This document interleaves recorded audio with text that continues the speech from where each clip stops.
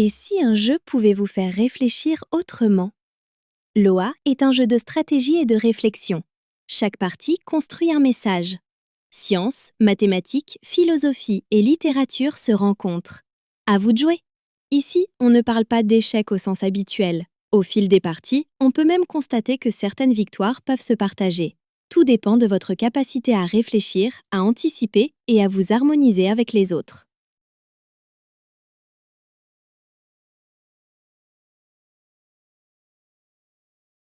Le didacticiel de Loa. Le déroulement du niveau 1. Votre gardien se déplace vers le centre des plateaux, la forge de Loa. Grâce aux stratégies des pions de garde, sans encore en connaître la portée réelle, il se libère de ses 6 cristaux.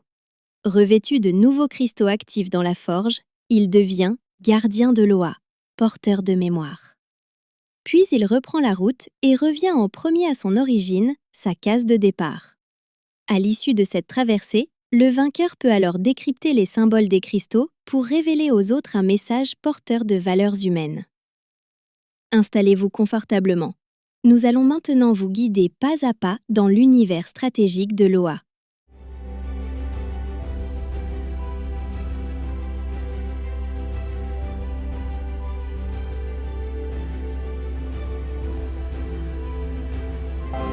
Si cette aventure vous inspire, abonnez-vous pour suivre les prochaines vidéos.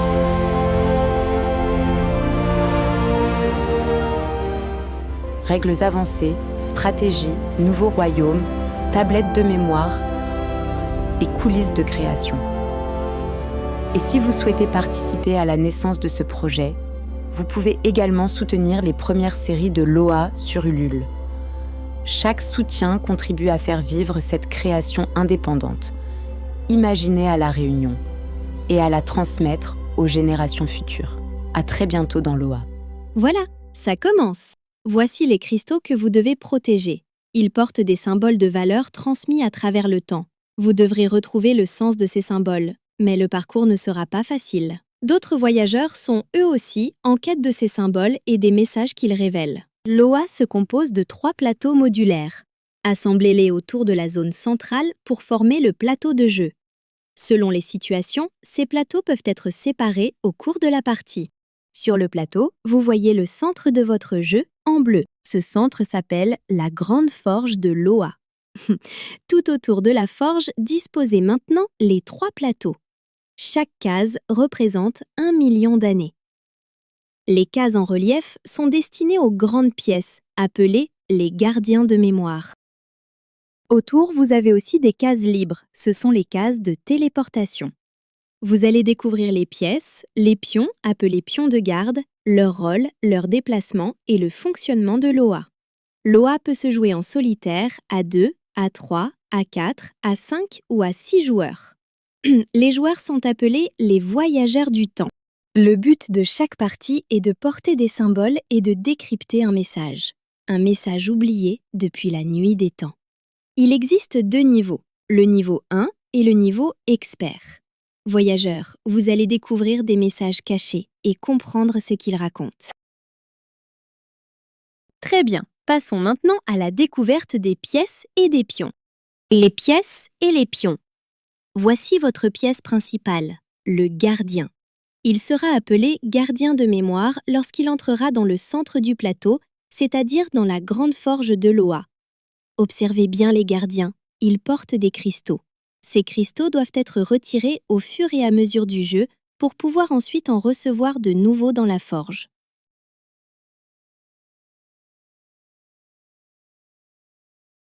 Commencez par placer l'élément bleu au centre de votre espace de jeu, sur une table ou une table basse.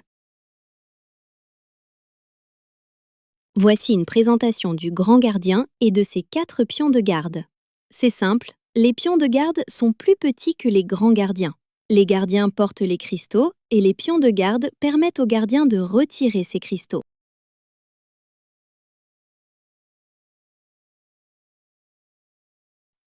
Assemblez ensuite le plateau autour de cet élément central. Une fois le plateau assemblé, placez les 6 grandes pièces, les 4 pions de garde associés à chaque grande pièce, ainsi que les cases flottantes, comme indiqué à l'écran. Voyageurs, prenez maintenant le temps d'assembler les 3 plateaux. Placez les 6 cases de téléportation autour du plateau.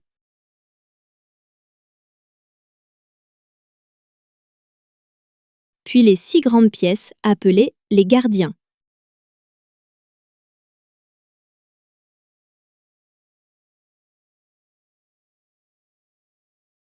Disposez enfin les 4 pions de garde autour de chaque gardien, comme à l'écran.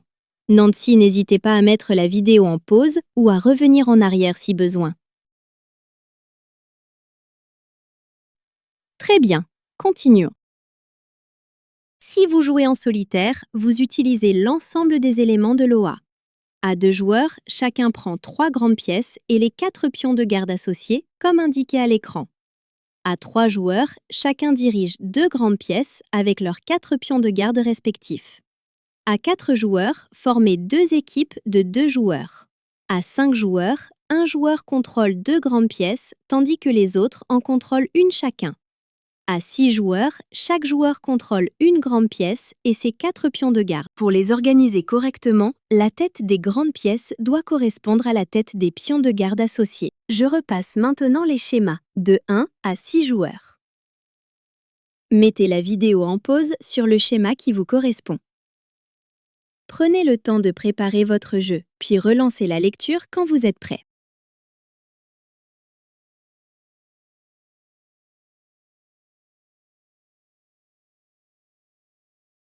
Voici un gardien et la forge. Au cours de la partie, le gardien doit se débarrasser de tous ses cristaux avant de pouvoir entrer dans la forge. Tout cela est rendu possible grâce aux pions de garde. Vérifions le placement des gardiens et des pions de garde. Voyons maintenant le fonctionnement du gardien. Commençons par le placement des gardiens. Le gardien se place sur l'une des cases les plus hautes du plateau.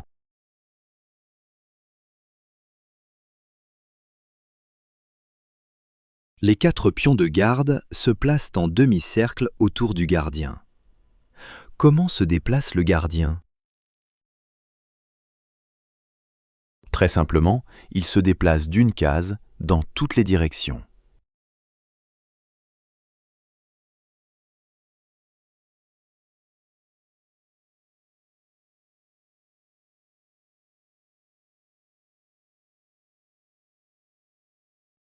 Il peut se déplacer aussi de 2 cases, en demi-cercle comme ceci, dans toutes les directions. Mais il n'entrera jamais dans le centre du plateau, tant qu'il porte encore ses cristaux. À chaque fois que c'est votre tour, le gardien a le choix: se déplacer d'une case dans toutes les directions ou se déplacer Aussi de 2 cases. en demi-cercle. Un tour correspond à une seule action. Il n'est pas possible de combiner plusieurs actions au cours d'un même tour.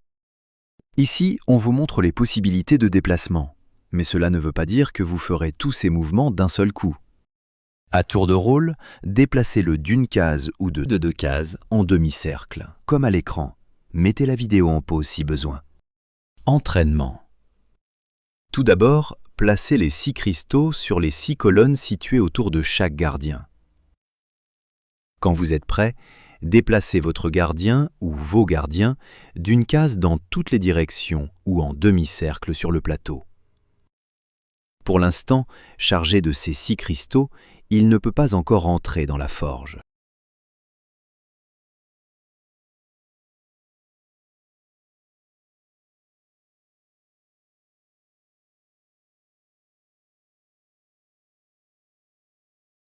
Au cours d'une partie, il peut arriver que 2 gardiens se retrouvent face à face ou bien alignés sur la même trajectoire en demi-cercle. Ils peuvent s'ignorer ou décider de s'affronter.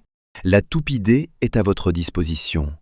Le plus grand chiffre reste sur le plateau. L'autre sort définitivement en laissant ses pions sur le plateau. Le joueur peut continuer à jouer avec ses pions, mais il ne pourra plus conduire son gardien à la victoire.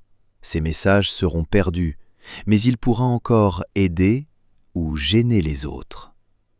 Très bien. Continuons maintenant l'entraînement avec le gardien. un déplacement d'une case dans toutes les directions ou un déplacement de 3 cases en demi-cercle. Lorsqu'ils se rencontrent, ils peuvent s'ignorer ou se confronter à l'aide de la toupie D. Chaque joueur fait tourner la toupie. Le chiffre le plus proche du sol est retenu. Le plus grand chiffre reste sur le plateau. L'autre gardien est retiré du jeu. Allez-y. Vous pouvez mettre la vidéo en pause si nécessaire.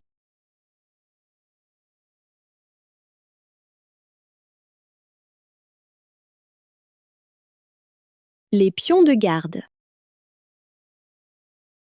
Rappelez-vous, au départ, les 4 pions de garde se placent autour de leur gardien. Le déplacement en survol. Grâce au survol des pions de garde, les pions peuvent se déplacer dans toutes les directions sur n'importe quelle distance. L'une des actions principales des pions de garde est de pouvoir survoler un pion d'un autre voyageur et de retirer un cristal sur le gardien associé. Grâce au survol des pions de garde, vous pouvez retirer un ou même plusieurs cristaux sur votre gardien. Vous pouvez maintenant vous entraîner à déplacer les pions en survol. Mettez la vidéo en pause si nécessaire. Préparez-vous maintenant à approfondir les déplacements de vos pions, à améliorer vos survols et à découvrir les autres actions des pions de garde, comme la capture, les alliances et les téléportations. Les pions se déplacent dans toutes les directions. Leur déplacement est illimité.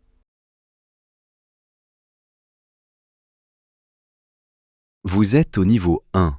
Les pions se déplacent toujours en ligne droite. Quand c'est à votre tour, vous pouvez vous déplacer, à condition qu'il n'y ait pas d'obstacle.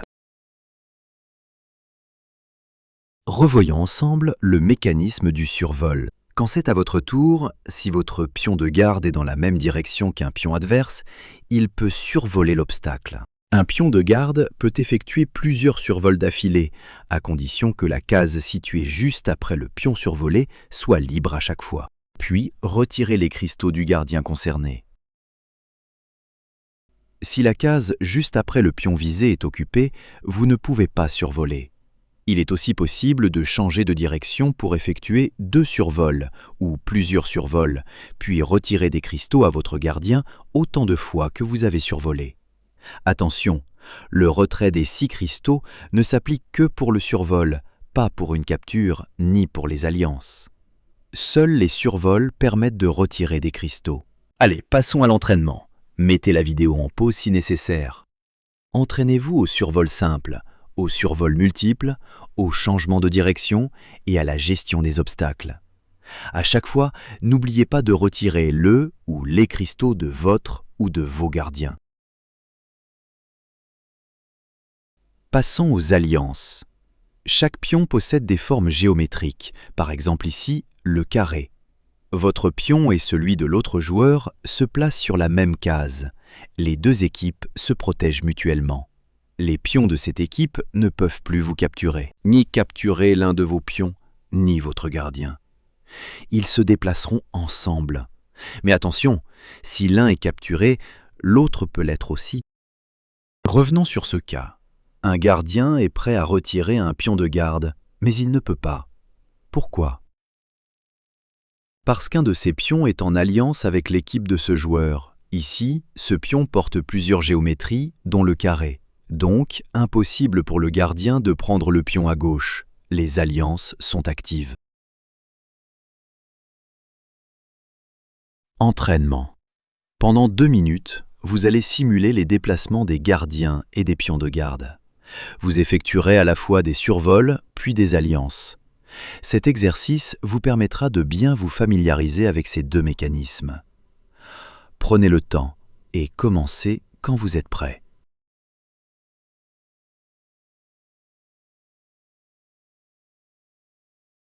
La capture. Votre pion peut se déplacer et prendre la place d'un pion de garde adverse. Les captures se font en un seul coup. Vous ne pouvez pas enchaîner plusieurs captures dans le même tour, une capture par tour. Et une capture ne permet pas de retirer des cristaux. Face à face entre un gardien et un pion de garde, le pion de garde ne peut ni supprimer un gardien, ni le survoler, ni faire alliance avec lui. En revanche, le gardien peut supprimer un pion de garde. Maintenant, les téléportations. À tout moment, un joueur peut prendre un pion, le poser sur une case de téléportation et réapparaître de l'autre côté du plateau, en un seul mouvement, puis attendre le tour suivant pour ressortir. Excellent. Pour le niveau 1, les déplacements des pions sont maintenant acquis. Prenez encore quelques minutes pour bien intégrer les gardiens et les pions de garde. Puis, nous entrerons dans les stratégies et les conditions de victoire.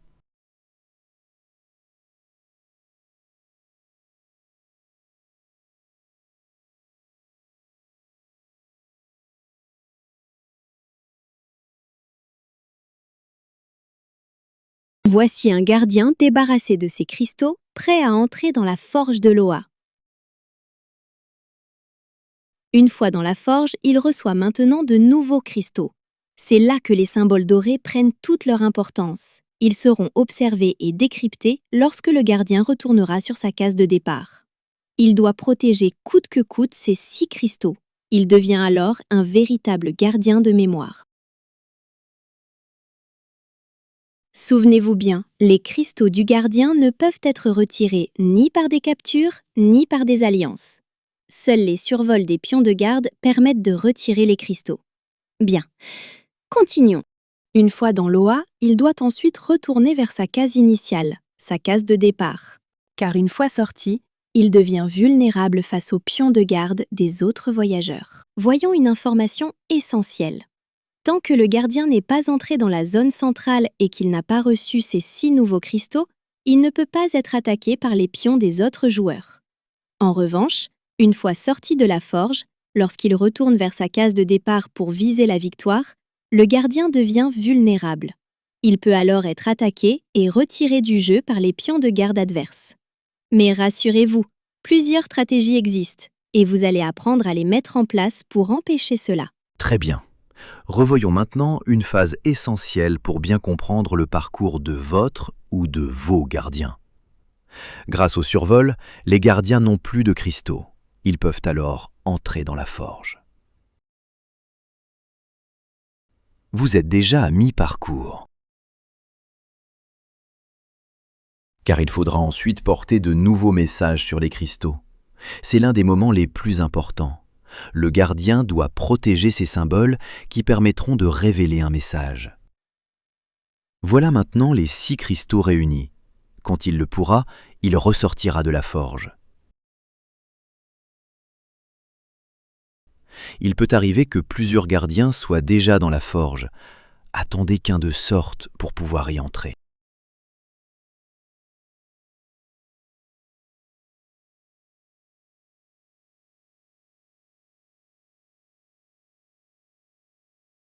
Et recevoir ces 6 nouveaux cristaux. Prenez garde. En sortant de la forge, votre gardien est vulnérable. Les pions adverses peuvent vous capturer et vous faire sortir du plateau. Une solution possible serait de détacher l'un des 3 plateaux, créant une frontière impénétrable. Le gardien doit absolument retourner vers sa case initiale, toujours avec ses déplacements. Une case ou 3 cases en cercle à chaque tour. Si votre gardien a pu franchir tous les obstacles, c'est-à-dire former des alliances, capturer les pions gênants ou rassembler ses pions de garde pour le protéger, et s'il arrive en premier sur sa case de départ, alors la partie s'arrête. Bravo, la victoire vous revient. Après ce voyage, vous allez maintenant décrypter votre message. Soyez attentifs, voyageurs du temps, et suivez pas à pas la procédure pour découvrir votre cadeau du jour. Ce message longtemps oublié, précieux et universel vous appartient. Il s'inscrit dans une réflexion que les civilisations humaines explorent depuis des millénaires. Toujours au niveau 1, en fin de partie, le gagnant devra retirer un de ses cristaux sur son gardien afin de le décrypter. Vous pourrez rechercher la signification du symbole grâce à son numéro dans la liste des symboles. Ce symbole devient la trace de votre victoire et le message du moment. Ici, par exemple, le cristal porte le numéro 27. Il correspond à « transforme ce que tu touches en offrande ». Autrement dit, Tout ce que tu touches dans ton espace peut aussi devenir un cadeau pour les autres. Un autre exemple? Le symbole numéro 14 correspond à « Révèle la lumière que tu portes, le monde en a besoin ». C'est le message du jour que vous partagez avec les autres. Les joueurs en alliance avec vous peuvent aussi retirer un symbole sur votre gardien, associer le numéro et recevoir la citation correspondante.